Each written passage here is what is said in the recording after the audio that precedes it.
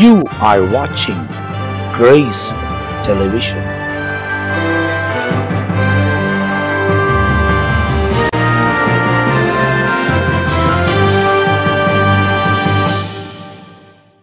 பிரியமானவர்களே, இயேசுவின் நாமத்தில் வாழ்த்துதலை உங்களுக்கு தெரிவித்துக் கொள்ளுகிறேன். மீண்டும் இயேசுவோடு பேசுவோம் வாருங்கள் என்ற இந்த வார்த்தை உங்களுக்கு ஆசீர்வாதமாக இருக்கும் என்பதில் சந்தேகம் இல்லை. இந்த வார்த்தைகளை பிறருக்கும் அறிமுகப்படுத்துங்கள். அநேகர் கேட்கட்டும், விடுவிக்கப்படட்டும், மகிழ்ச்சி அடையட்டும், தேவனின் ஆசீர்வாதங்களை பெற்று வாழட்டும். அதுக்கு நீங்கள் ஒரு கருவியாய் மாறலாமே. இப்போ இன்றைக்கும் 18வது சங்கீதத்தின் 18-19 வசனம் இவைகளை உங்களுக்கு சுட்டி காட்ட விரும்புகிறேன். என்ன? ஆபத்தில் ஆதரவு அளிக்கிற தேவன், ஆபத்தில் ஆதரவளிக்கிற தேவன் என்பதுதான் இந்த வார்த்தை. வசனத்தை படிக்கிறேன் பாருங்கள். என் ஆபத்து நாளில் எனக்கு எதிரிட்டு வந்தார்கள், கர்த்தரோ எனக்கு ஆதரவாயிருந்தார். அவர் விசாலமான இடத்திலே என்னை கொண்டு வந்து என்மேல் பிரியமாயிருந்தபடியால் என்னை தப்புவித்தார். இந்த வார்த்தையை கவனிச்சிங்களா? என்ன ஆபத்து, என்ன சூழ்நிலை என்று பார்க்கும்போது 16ஆம் வசனத்தில் சங்கீதம் 18-16 உயரத்திலிருந்து அவர் கை நீட்டி என்னை பிடித்து ஜல பிரவாகத்திலிருந்து என்னை தூக்கிவிட்டார். அப்போ என்ன தெரியுதா? ஆண்டவர் மேலே இருக்கிறார், நாம் கீழே இருக்கிறோம். ஜலப்பிரவாகம், சோதனையான சூழ்நிலை அப்படியே சுற்றி இருக்கிறது. ஒரு தண்ணிக்குள்ளே இருக்கிறது போல, தண்ணிக்குள்ளே தத்தளிக்கிற ஒரு அனுபவம். அப்போ ஆண்டவர் அந்த சூழ்நிலையை பார்க்கிறார். பார்த்துட்டு என்ன செய்கிறார்? கையை நீட்டி தூக்கி விடுகிறார். மனுஷனாக இருந்தால் ஒரு மனுஷனை தூக்கி விட முடியாது, அவங்களும் சேர்ந்து விழுந்துருவாங்க.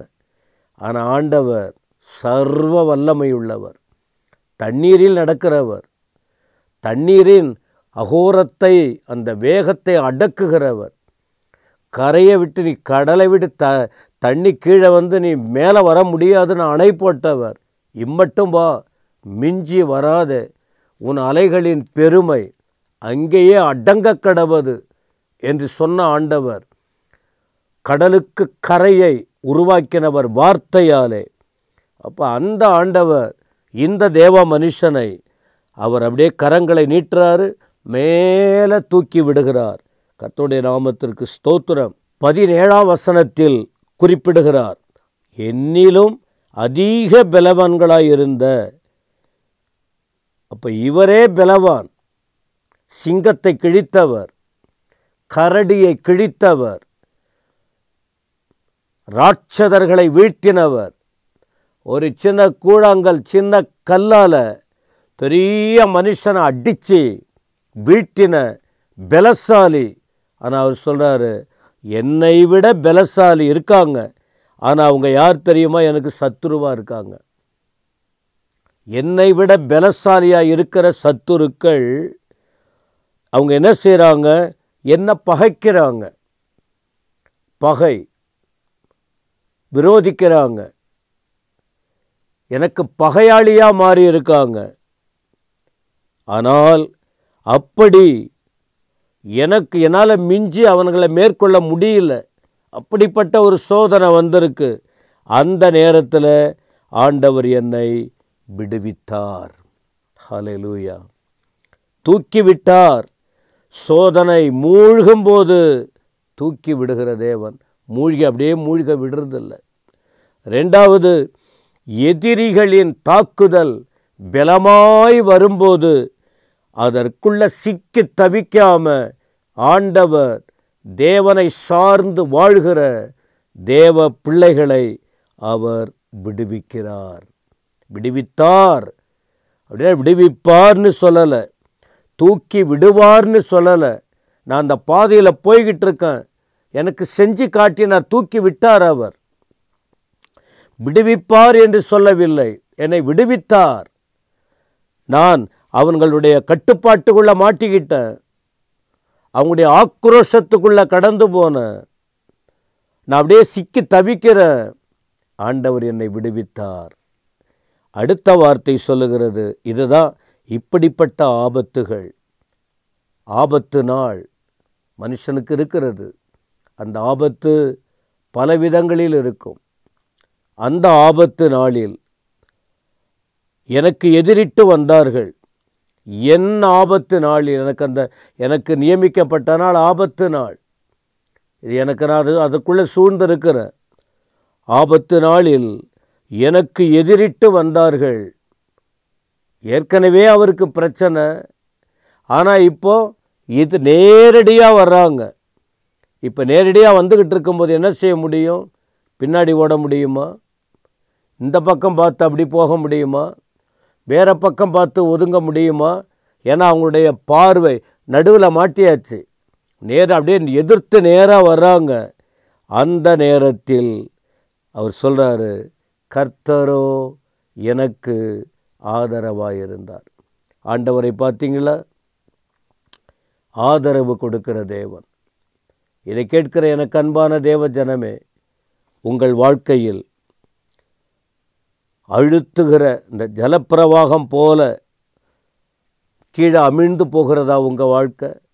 ஒரு படகு தண்ணிக்குள்ளே அமிழ்ந்து போகிறது போல உங்கள் வாழ்க்கை, உங்களுடைய குடும்பம், உங்களுடைய எதிர்காலம் ஒன்றுமில்லாத அப்படியே அமிழ்ந்து போய் கொண்டு இருக்கிறதா? ஆண்டவர் உங்களை தூக்கி எடுக்க வல்லவராய் இருக்கிறார். அவர் அப்படிப்பட்ட தேவன், தூக்கி எடுக்கிற தேவன். உங்களால் மேற்கொள்ள முடியாத உங்கள் எதிரிகள் சிலர் கூடவே இருக்கிற நண்பர்களாக இருந்து எதிரியாக மாறுறவங்களாம் பார்க்குறோம். கூடவே இருப்பாங்க, அப்புறம் அந்த கட்சி மாறிடுவாங்க. உங்கள் விஷயம்லாம் அவங்களுக்கு தெரியும். சூழ்நிலை பார்த்து அவங்களை இவனை எப்படி தாக்கலாம் என்று ஒன்று கூடுறவங்க. அப்படிப்பட்ட நிலையில் நீங்கள் மாட்டிக்கிட்டீங்களா? ஆண்டவர் உங்களை விடுவிப்பார். ஆபத்து நாள் உங்களுக்கு விரோதமாக எதிர்த்து வருகிறார்களா? தப்பிக்க வழி இல்லை, என்ன செய்யுதுன்னு தெரியல, தடுமாறி கொண்டு இருக்கிறீர்களா? கர்த்தர் உங்களுக்கு ஆதரவாய் இருப்பார்.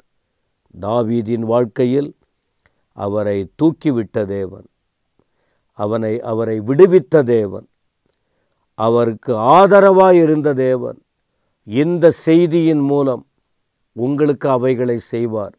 ஆனால் ஒவ்வொரு செய்தியின் நடுவிலும் உங்களுக்கு நான் சொல்லுகிற வார்த்தை, நீங்கள் கர்த்தரோடு இருக்க வேண்டும். அவரை விட்டுறக்கூடாது, அவரை விட்டு விலகி போய்விடக்கூடாது.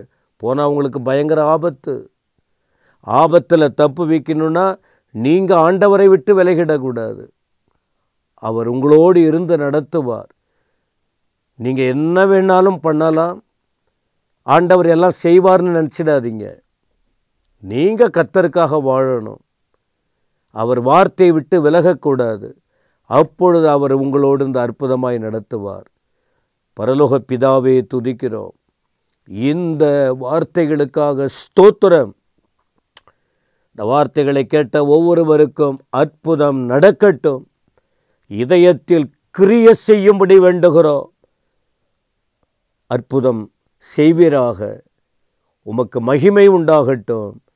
இயேசுவின் நாமத்தில் வேண்டுகிறோம் பிதாவே. ஆமென், ஆமென்.